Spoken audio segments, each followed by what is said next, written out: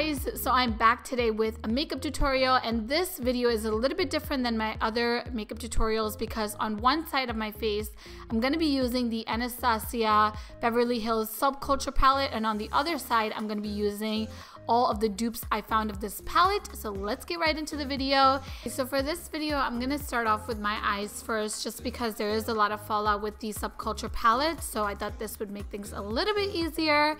And I am starting off by priming my lids using the Benefit Stay Don't Stray primer in the shade Medium Deep. I'm going to start off by using the shade Roxy from the Subculture palette, and this is going to be my transition shade for this look, and that's going all over my crease, and I'm bringing it to the front of my eye and just swiping my brush back and forth. Now for my dupe, I'm taking the Tarte Pro palette, and I'm taking a combination of Innocent and Whimsy, and that gives me a really close dupe of the Roxy eyeshadow, and that's also going to go in my crease. I'm taking the shade Fudge from the Subculture palette, and this is going to go right on top of Roxy to add more dimension to the look and also to make it a little bit more smoky.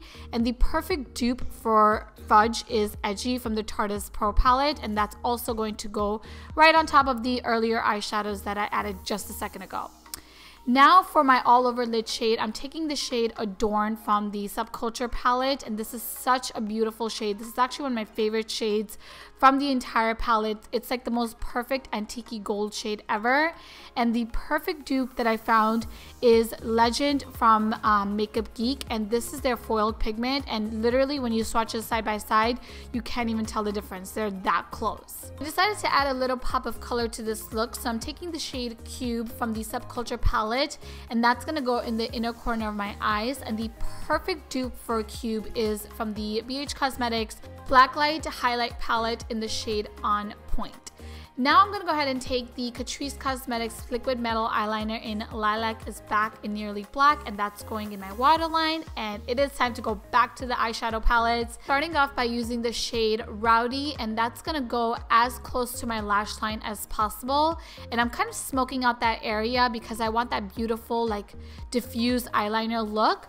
And from the Tarte Pro palette, I'm taking the shade Vamp, which is exactly the same as Rowdy, and doing the same thing on the other side. I am going right on top of the eyeshadows that I just applied and using the Tarte Man-Eater eyeliner to create a very defined and very dramatic cat eyeliner look. For my lashes today, I'm going to be using the Pixie Large Lash Mascara, and oh my gosh, I love this mascara so much. It does such a good job at adding so much volume to your lashes without making them look clumpy. I love it. But of course I did add some falsies, and I will link which ones in the description box below. Okay, now it is time to move on to the face, and I'm going to start off by taking the Elizabeth Arden City Smart SPF 50 and use this as my face primer. And then I'm taking a combination of the L'Oreal Infallible Pro Glow Foundation in the shade Caramel Beige and add a few drops of the Skin Inc Supplement Bar Serum and apply this all over my skin because I'm actually super tanned at the moment, and all of my foundations are way too light for me. So I find that diluting all my foundations with either a serum or a face oil really helps to blend it better with my skin. Now for my concealer today, I'm going to use a combination of two shades from IT Cosmetics, and this is their Bye Bye Breakout Concealers. And oh my gosh, you guys, these concealers are incredible. They are so full coverage but feel so light on the skin. Again, I don't have a perfect match because I am a few shades darker than my actual skin tone, so I will give you guys my final favorite color very soon. But right now the best shades that work for me is a combination of tan and rich. And to set those in place, I'm taking the LA Girl Pro Powder. This is their HD powder, and just applying a little bit of it underneath my eyes to make sure that the concealers don't move throughout the day. Now to set the rest of my makeup, my face makeup in place, I'm taking MAC Studio Fix powder in the shade NC42 and just using a little bit of powder all over my skin. To contour my face, I'm using the Kiss Cosmetics contour kit in the shade Medium, and I'm applying the middle shade all over the side of my skin to add a little bit more dimension and depth to my face. And then I'm taking the LA Girl Just Blushing Blush in the shade Just Natural. This is one of my favorite blushes of all time, and I just love it so much. To highlight my face, I'm using the DIOR Nude Air Luminizer in 003, and I'm applying this on the high points of my face. Wow, I feel like I just said all that in one breath, so I'm going to slow it down and move on to the brows. And to fill in my brows today, I'm going to be using the European Wax Center Brow Perfection. Oh my gosh, I can never say that.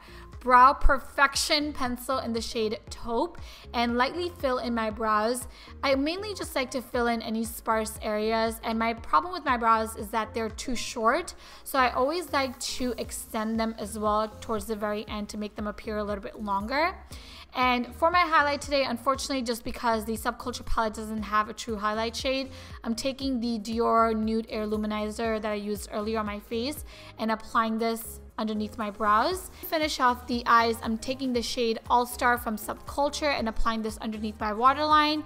And I'm also taking the shade Drama from the Tarteist Pro, which is again very similar to All Star. It's a little bit more purple, but it totally works. And also applying that underneath my eyes. And last but not the least, finishing off the lips by using the shade 1995 from Gerard Cosmetics. And that completes the look. As you guys can see, both sides look very similar, and I'm just very happy with how this entire look turned out. I hope you guys enjoyed this video, and if you guys want to see more dupes, like maybe high-end versus like drugstore, let me know in the comments below, and I will talk to you guys in my next one. Bye!